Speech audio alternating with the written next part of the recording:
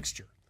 Joining us now to talk about this, our health expert, Deputy Health Editor at Newsmax.com, Nick Tate, who is the author of the Obamacare Survival Guide. So, Nick, give us the lowdown on the flu vaccine. Well, every year the flu viruses that circulate, they mutate and they change. So that's why you need to get a vaccine every year, because it has a formulation that's targeting the specific strains that the CDC believes will be out there. But this year, the early samples of the virus show that in fact the primary strain that's circulating and the strain of it is not, the vaccine does not protect against. In fact, about half of the cases they're seeing are the strain that are beyond the reach of the vaccine. The problem is that sometimes the genetic makeup of the virus changes. It usually takes a year to happen. In this year, it's happened between the time the vaccine was manufactured and now. So the flu vaccine that many people have is only about half as effective as it is in a typical year. So Nick, is it in vain getting this flu vaccine? I mean, does it prevent against certain strains of influenza? And if so, what strains does it prevent? There are basically 3 strains of the virus that the vaccine prevents against. Two strains of what they call influenza A and 1 strain of B. One of the influenza A viruses and B, it is protective against, so it does have partial protection, but it is not complete protection. So that's the problem. What they also see with this particular influenza A strain that's very common this year, when they see this particular one, it tends to have we tend to have a season that's worse than typical. There are more hospitalizations, there tend to be more deaths, and the people at risk, of course, are seniors and children more than others. Our friends at the CDC still encourage people to get a flu shot. Is it wise to go ahead even though that's reduced effectiveness? Well, you should consult your doctor. If your doctor advises you to get it, you should. I will tell you that I've had it. It does offer some partial protection. There are some other things you can do, including some alternative medicine approaches that you can take, and we should probably address also the question of the antivirals and Tamiflu. What the doctors are saying is if you do get the flu, CDC says you can take antiviral medications, but they are problematic too.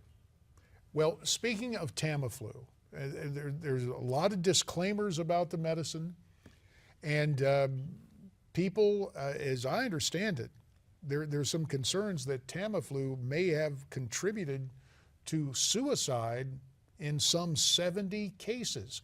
What's the rap on medicines like Tamiflu? Obviously, this is one, but I mean, what all figures into this? Tamiflu does, it'll lower the severity of flu if you get it, and it will shorten the duration of flu by about half a day. So it does help, but there are some pretty nasty side effects, including more commonly things like pretty awful gastrointestinal distress, but in some cases they have seen suicide in young people who've taken Tamiflu. In fact, the drug carries a warning label that says there may be an increased risk. They find that when kids come off of this stuff, their suicidal thoughts disappear. So there is a connection between those two things.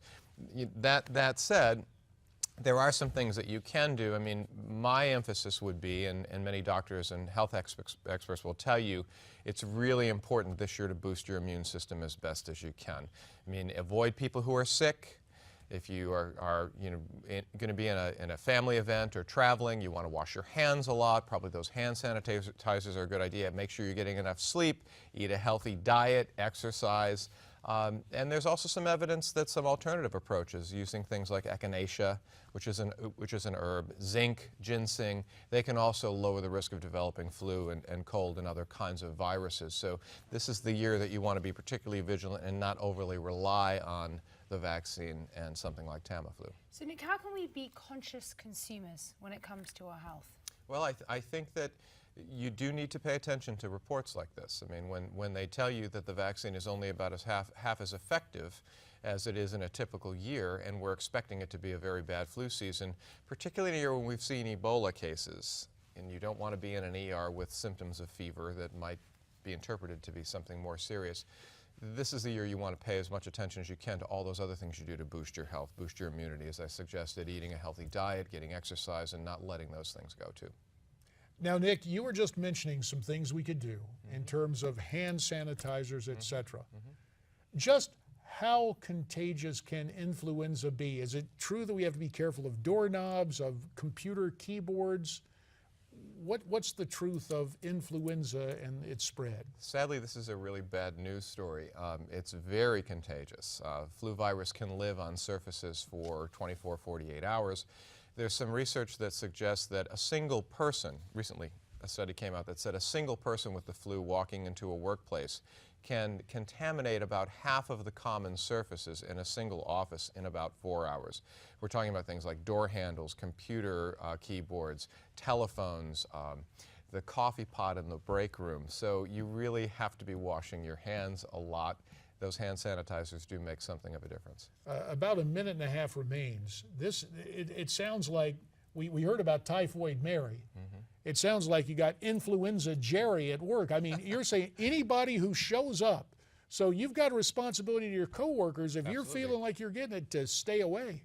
You know, in this economy, it's really tough. People are worried about taking a sick day. And in fact, many companies place a great deal of pressure on those essential people, and you can't take a sick day. But the larger perspective is those sick people coming to work can infect the rest of your workplace. So you really have to take personal responsibility, and I think companies, to the extent that they can recognize a larger potential of peril, need to create policies that say, look, if you're sick, stay home, work from home, do what you can not to contaminate your coworkers. My dad used to work for the Japanese, and over there they would wear the masks. Do surgical masks really help?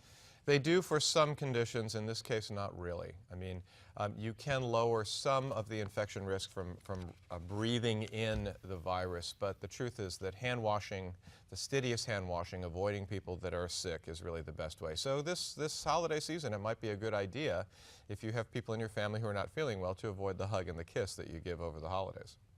Well, now, we can understand that.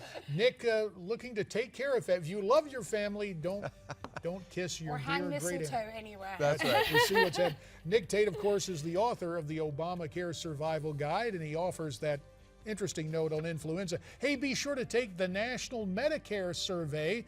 You can do it at newsmax.com/Medicare Survey. Tell Congress what you think about changes to Medicare. It's time now for a Newsmax Now update.